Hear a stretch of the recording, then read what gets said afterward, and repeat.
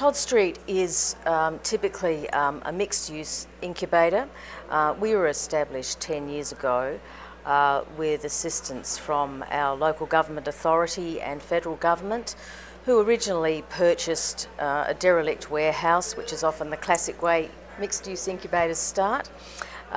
It was basically my role at that point to refurbish that property completely and fit it out to create enough space for approximately 30 start-up companies.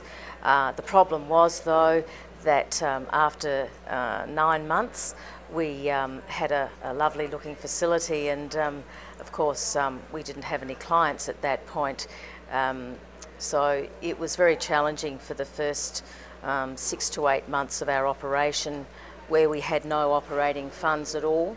It then had to become almost immediately self-sustaining, so there was a very small window at that time to start to begin to generate funds to support the operating costs of the incubator.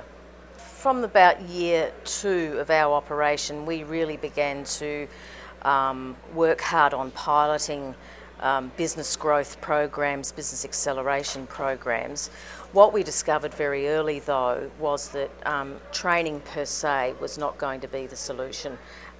It's almost a knowledge-based process, and if it's separated out from mentoring and coaching almost on a daily basis, it really wasn't achieving the results it needed to for the entrepreneurs.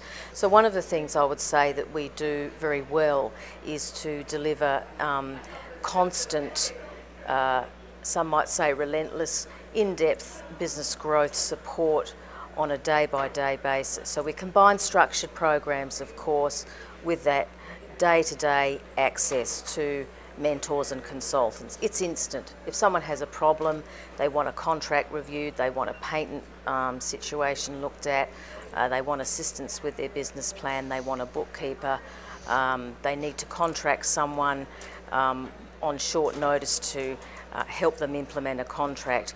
We've got a very quick turnaround. My background has been in executive management training and development. I began my career working in the public sector and also the corporate sector in primary industries, in agribusiness. I really began to appreciate the value of management training and leadership training and development, entrepreneurship, particularly working with scientists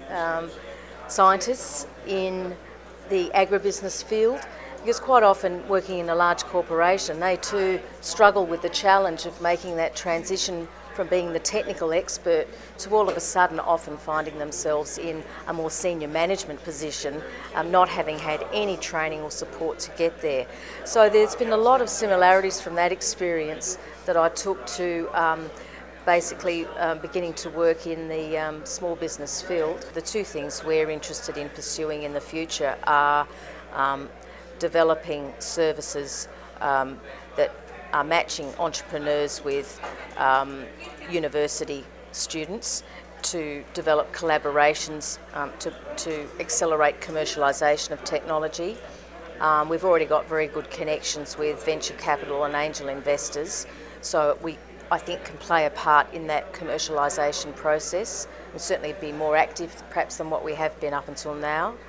I think also that through the NBIA conference this year, I see that with the multiple services we've offered companies that have gone global, that the soft landings model is certainly one that we're interested in exploring, not only to facilitate export opportunities for our clients, but also to attract viable companies clearly to Australia and support them to employ people.